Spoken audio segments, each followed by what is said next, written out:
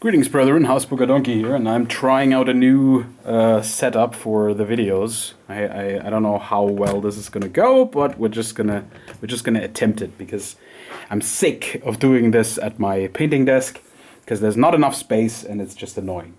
So yeah, I did show you last time at some point the 1 to 72nd GIs that I was going to be working on, or that I was already working on. And I have finished them. So we have a bunch of these GI lads. So first off, I mark all the bases. I always do this with this kind of stuff because it's just easier to tell what it is.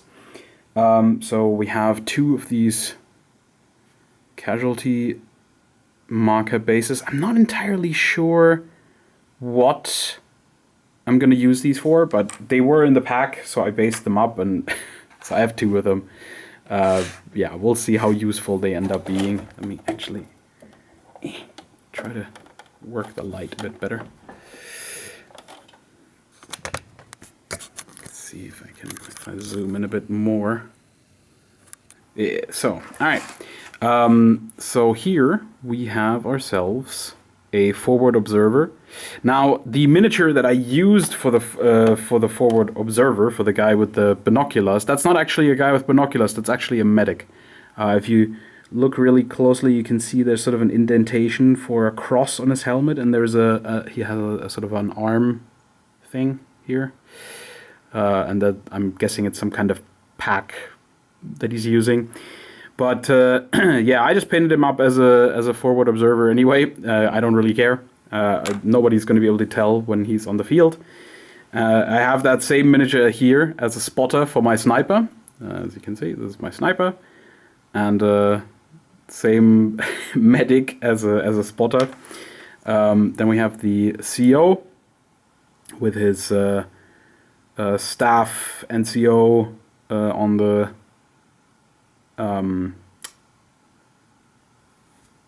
radio. Damn it. Missing even the most basic words. And then we have the actual use for the medic figure, which is a medic team. As you can see, let me just try and reduce the light a little bit because it seems to be... Oh, that's a lot of light. Yep. All right, that's much better.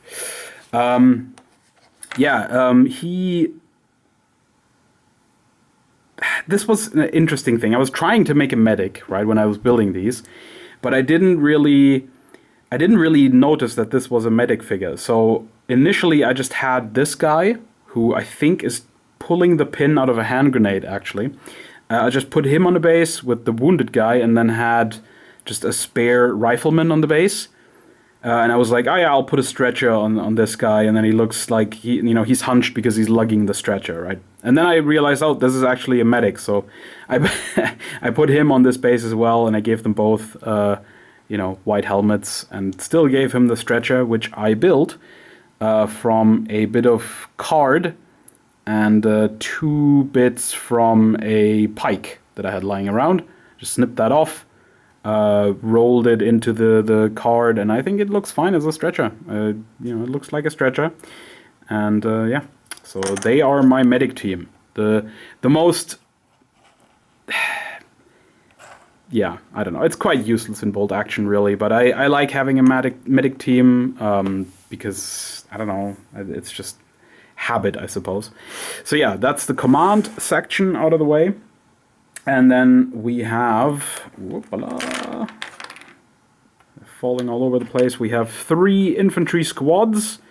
They are all the same, because the pack of GIs from Plastic Soldier Company, actually, it comes with 3 sprues, and they all have the same stuff on them.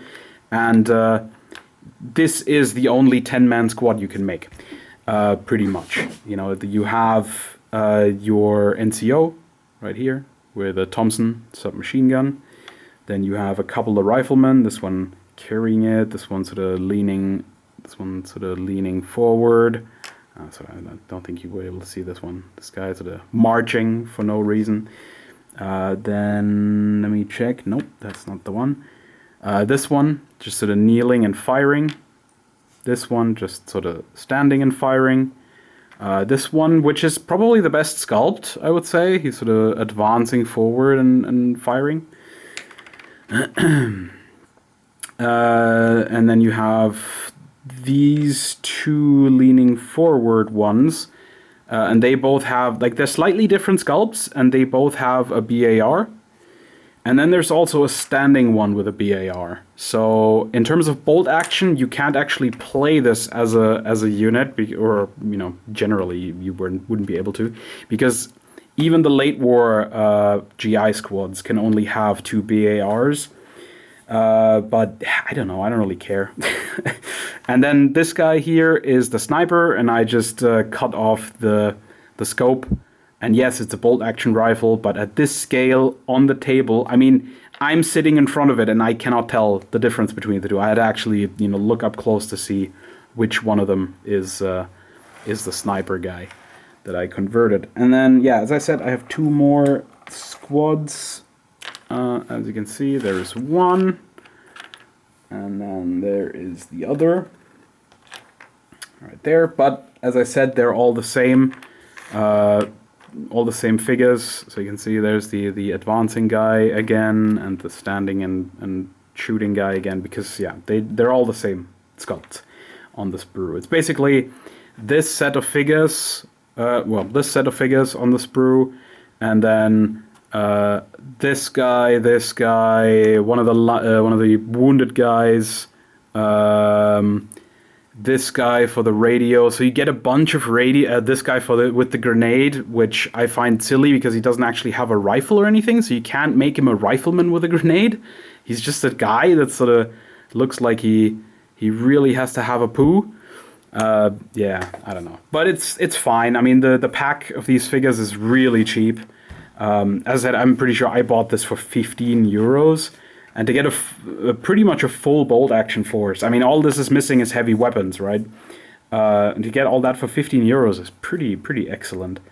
But then again, if you're in the UK, this isn't that much cheaper than 28 mil, because a full box, like one of those plastic boxes from Warlord Games, they come with 30 miniatures, right? So you can make 3 infantry squads out of them very easily. And generally, there's enough bits and pieces on them that you can also make most of the command models. You can probably make a sniper. You can definitely make a CO and a forward observer. Not so sure about the medic. But usually you can make that stuff from the standard plastic boxes. And then I guess you end up with 2 squads, but then you could buy 1 metal squad or something. And I don't know, it just doesn't feel like I'm saving that crazy much money with this. But that's okay, because I'll be saving money elsewhere with this stuff. So I did order a heavy weapons. I'm just going to push all these aside. I did order a pack of heavy weapons for these, also from Plastic Soldier Company. So I'm going to get a whole bunch of machine guns and mortars and bazookas, and there's everything in there really that I'm going to need. I think except for the flamethrower. So I don't think I'm going to be able to make an engineer squad, which is kind of a bummer, but oh well. But yeah, where I'm really going to be saving money,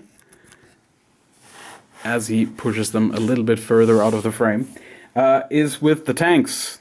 And here they are. I have 3 tanks right now, because I bought 1 pack of Plastic Soldier Company's 1-72 M5 Stewards. As you can see, I mean, I think they look really small and dinky, almost like Flames of War tanks. But then when you put the guy next to it, you see, oh yeah, no, that's actually totally in scale. It's fine. It just seems a lot smaller, especially when you're used to 28 mil, because the 28 mil tanks would be probably 2.5 times as long, or maybe just 2 times as long. Yeah, but they do seem really small. But anyway, doesn't matter. I paid 23 euros, I think, for the pack of 3, and that's obviously where you save the money, is the tanks, right? Because I mean, 1 tank in 28 mil would cost this much. The kits are fine. They're not crazy. Oh, I just realized I've missed a piece here. Whoops. There's a tow hook that's supposed to go there. Oh well. Like, they're not crazy detailed, as you can see. Like, they're fine. They'll do. Once they're painted up, I think they'll look just all right. Yeah. So I have 3 Stuarts. I always like to go with, not the most powerful tank. I always think that's really silly. I did see that the guys playing the Germans do have a King Tiger. So just gonna have to try to kill that with bazookas, because, I mean, even if I got a Sherman, like, I think the EZ8 might be able to take out a King Tiger, maybe, or maybe if I got an anti-tank gun, perhaps. I'm not sure though. So hopefully that thing is just so many points that my superior American infantry just takes out everything else. Right. Yeah, it's an interesting project, I will say. It did not take long at all to paint the infantry, and I guess I'll go back to the infantry real quick and talk tiny little bit about the painting, for those of you that are interested. I did show you the paints that I used already in the first time I whipped these out, but yeah, all I really did is I sprayed them in, I think it's Russian Tank Crew Highlight from Panzer Aces. And that's the color for the M41 jacket and for the gaiters. Then I painted on the trousers, the helmet, the webbing. The webbing, I think, is US Highlight from Panzer Aces. The guns are the same color as the boots, and you can't really see the boots anymore anyway because of all the dirt. Then I painted the metal in dark rubber, and painted the skin with a medium flesh tone. Then I washed the whole thing with a dark brown. I think I used Strong Tone from Army Painter. And then I did highlights on the M41 jackets and gaiters, on the trousers, on the faces, well, generally all the flesh areas, and a very, very quick sort of dry brush highlight on the helmet. And that's it. I didn't highlight the guns or the webbing because it doesn't matter. They are a different color. You can see that at a distance, that the webbing is a different color and that the guns are a different color, but they don't need to stand out, right? So if I'm looking at it at arm's length like this, I can make out all the areas. It looks painted, it looks well painted.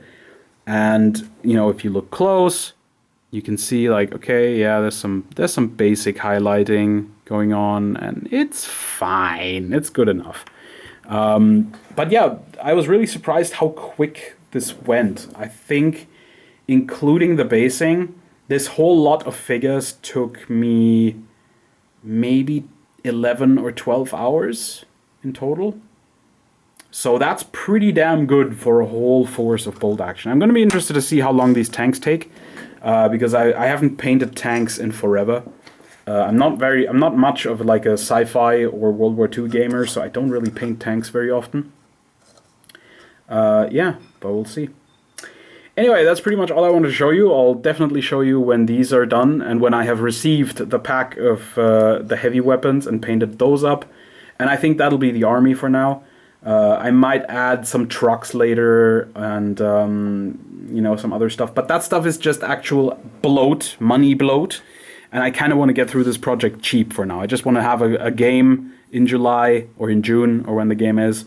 And, I want to get through that as cheaply as possible. So right now, all I've spent is 23 on these and I think 17 on the heavy weapons. So that's 40 euros plus what I, had spent years ago on this.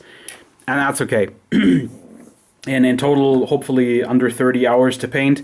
And that'll be just fine for that project.